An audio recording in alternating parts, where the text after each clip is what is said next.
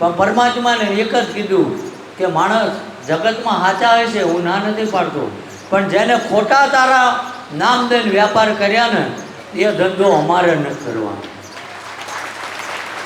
છે. કોઈ ચીજ વસ્તુ વેચવા વાળો છે ખરો? આ ઘણી જગ્યાએ તમે જઈને અને હું તો એમ કહું છું કે કદાચ તમારો ભાવ હોય ને તો આ મોંઘા પેંડા તલવાર સાફા લઈને ના આવતા હોય, તમારું કામ થઈ જાય તોય. કે કદાચ ગામમાં કોઈ ગરીબ માણા હોય જેના પંડ રળે મજૂરી કરે પેટ ના ભરાતું હોય, સમજાય ને? તો અહીંયા અહીં 400-500 રૂપિયાના કિલો પેંડા લઈને આવો છો ને તો એના ઘરે 2 કિલો તેલ અપાઈ દેજો, તમારો અહીં કાયમ માટેનો પ્રસાદ પહોંચી ગયો. અહીં લઈને આવવાની જરૂર નથી.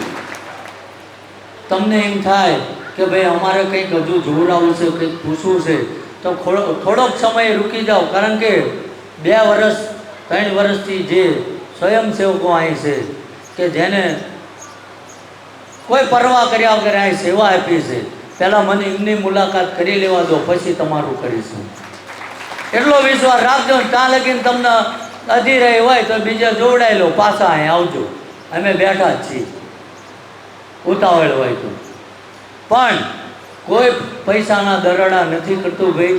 જો પૈસાના દરડા થતા હોય તો એ આપણા દાણા જોવાના પૈસા હું કામ લેતા હોય? જોવરાવા જાઓ, ઘણી જગ્યાએ સાચી જગ્યાનું નથી કહેતો, પણ ખોટા હોય એ કહે છે ને કે તમારું કામ થાય તો અહીં કેટલા મૂકશો. કદાચ તમારી ભાવના હોય ને તો તમારું કામ થઈ ગયું હોય ને અને તમે એમ કહો ને અમારું કામ થયું, તો તમને તરત કે આટલા લાખનું કામ થયું, આટલા તો ભગવાન આગળ મૂકવા જ પડે. કહેશે કે નથી કહેતા? છતાંય આપણને હવા જ છે, જવી છે મૂર્ખ બનવા. માતાજીની સેવા ભક્તિ કરતા મને કોઈ વિરોધ નથી, પણ ક્યાંય કોઈ ઉલ્લેખ એવો નથી લખ્યો ભગવાન માતાજીએ કે મારી સેવા પૂજા કરતો હોય એને નોકરી ધંધો કરવા ના જવું. એક દસ્તાવેજ કરીને જ્યાં હોય તો બતાવો છે. બાનું બતાવો, મારે ઘર ચમનું હલવું, ટિફિન લઈને નોકરી જા ભાઈ, કોકના ખીચા કાપવાની જરૂર નથી, અને ઘર ચલાવવા 500 રૂપિયાની જરૂર પડે. કદાચ તું સમર્પણ થઈ ગયો હોય, સાંજે 500 રૂપિયા લઈને કઈ સમજાય ને અહીં. એટલે મૂર્ખ બનવું કે ના બનવું આપણા હાથની વાત છે. ગમે આ જઈશો તમને એમ થાય કે અહીં આ વાર ભરવીને અહીં આ વાર ભરીને અમે બધાને માનવી છીએ, તો બધાય ભગવાન એમ કહે છે કે બધાના અમારા આશીર્વાદ છે, કોઈ તમારું બાવડું નહીં ચાલે. એવું થાય ને? આપણને હોશિયારના દીકરા, આપણને એમ થાય રવિવાર આયે ભર્યું, મંગળવાર આયે ભર્યું, ધોબીના કૂતરા જેવી દેશે આવે. સમજાય?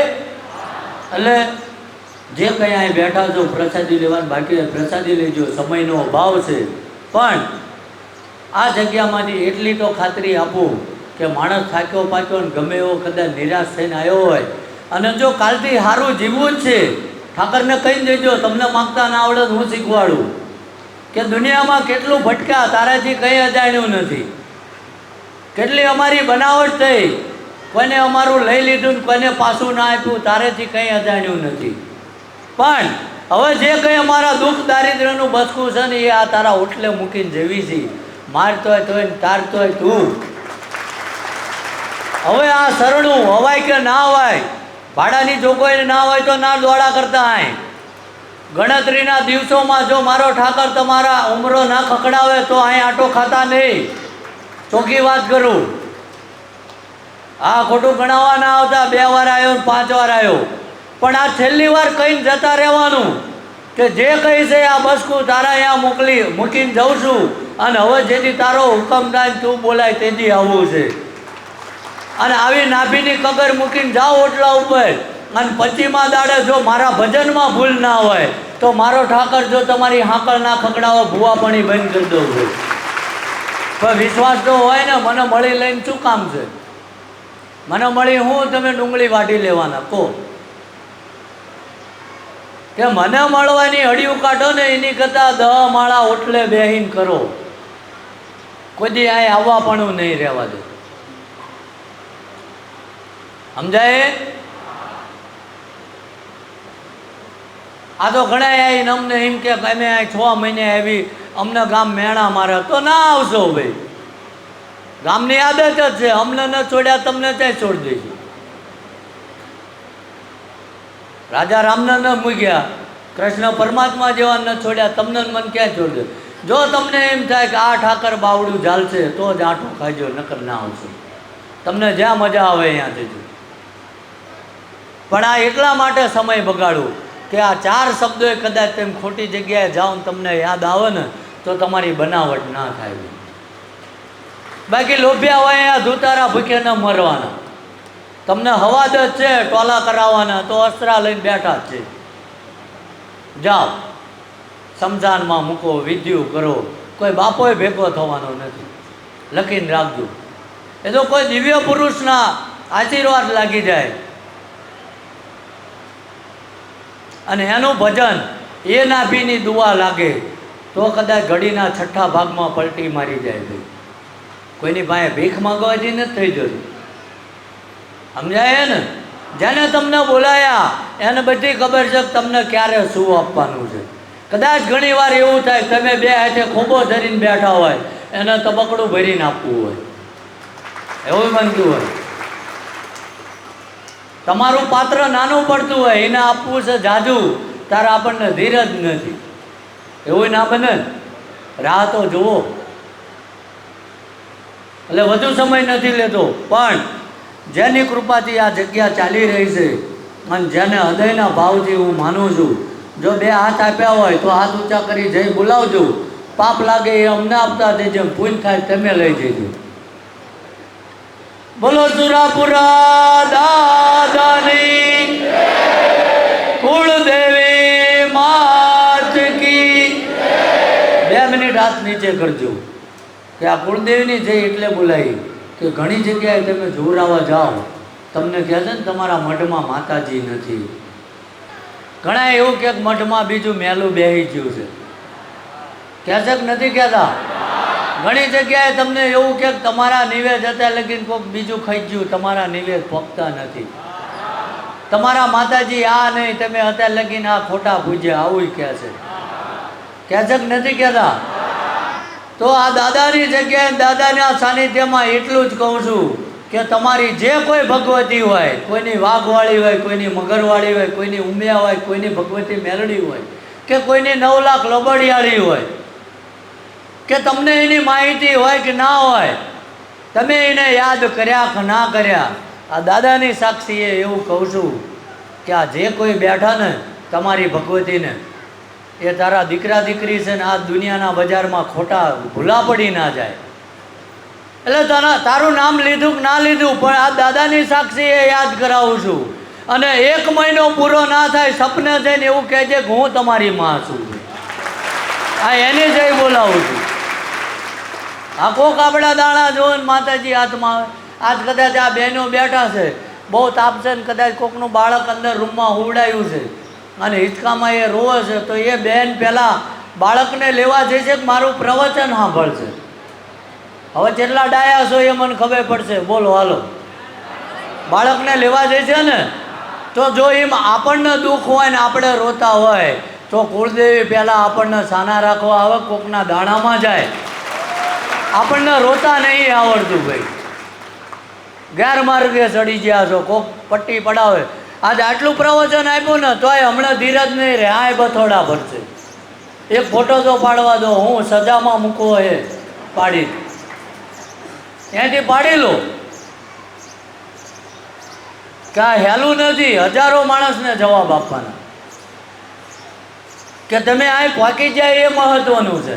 હવે ખાલી નહીં જાઓ, એ મારો વિશ્વાસ બોલે, મારું ભજન એવું બોલે છે કે જો તમારો વિશ્વાસ ના તૂટે, તમારે એક લક્ષ્ય પકડેલું છે તો કદાચ મારો જીવ હોમી દેવાનો તોય તમારી જોડીમાં નખાવાનું. આ મારો ભય છે.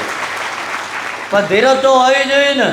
આપણે 10મું નપાસ હોય ને આપણને સરકારી નોકરી જોઈતી હોય ત્યાં જ મળે.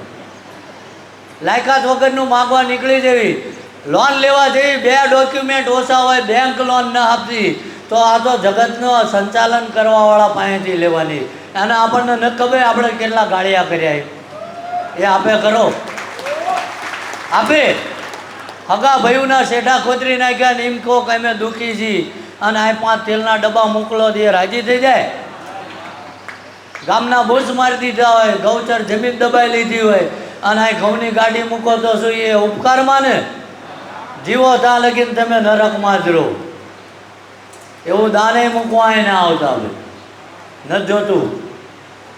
સમજાય ને કે કદાચ તમારી મહેનત મજૂરીનો ચારાનો હોય છે ને અને એ કદાચ આ દાન પેટીમાં પડ્યો હોય છે ને એ ભાગની કદાચ કોકને 4 ચોખાના દાણા આવ્યા હોય છે ને તો એ મારો ઠાકર કે 17 ગણું આપી દે છે. પણ મહેનતનું હોય તો હરામનું નથી જોતું. એટલે ફરીવાર આપણે 2 હાથ ઊંચા કરીને જય બોલાવવાની. બોલો કુળદેવી માત કી, દ્વારકાધીશની,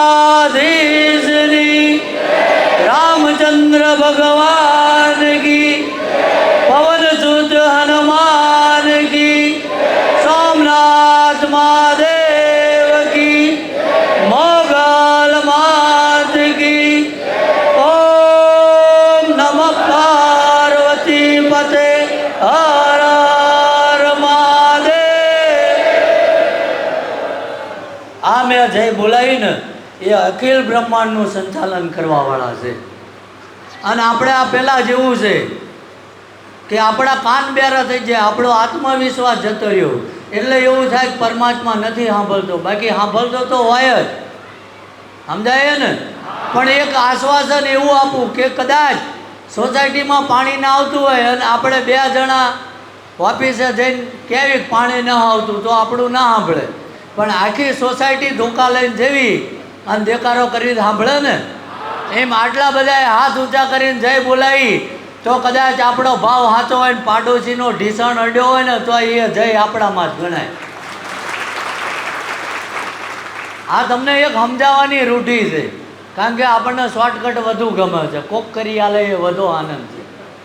મારું મારામાં પડ્યું રહે ને કોકનું હું ખાઈ જાઉં, આવી વૃત્તિ છે આપણી. મારું બચત રહેવી જોઈએ, કોકના ઉપર મારું હાલવું જોઈએ. ભજીયા કરતાં ચટણી વધુ હાલવું, મફત મળે. સમજાય ને? એટલે હવે સમય નથી બગાડતો જાજુ, પણ જે કોઈ કદાચ બાળકો નાના હારે આવ્યા હોય તો એને દાદાએ જે કંઈ અમને આપી છે એ બિસ્કિટની પ્રસાદી લેવા મોકલજો, મોટા ના આવતા. અને બીજું ખાસ અગત્યનું એ કે ઘરે હોય એની ના લઈ જતા અહીંથી. આ ઘણા 2 ઘરે રહી જાય એના 2 માગે તો એ દુકાનેથી લઈ જવાના. સમજાય ને? હા, એમ અહીં 2 ધરાવીને દુકાને લઈ જઈને આપી દેવાનું. અહીં જે છે એને લાભ મળવો જોઈએ. અને એમાંથી કદાચ તમારે ગાડીમાં બેઠા પછી એકાદું બિસ્કિટ ખાવું વાંધો નહીં, પાપ નથી. પણ અહીં તમારા નહીં માગવાના. સમજાય છે? એટલે મેં જેમ સમજાવ્યું એમ પાછું ઓટલા ઉપર જઈને અરજી કરજો અને જે કંઈ છે 1 મહિનો દાદાને આપી દો. એ દુઃખમાં મારો ઠાકર ભાગ કરવા આવે ને આવે. એટલે નાના બાળકોને મોકલી દેજો.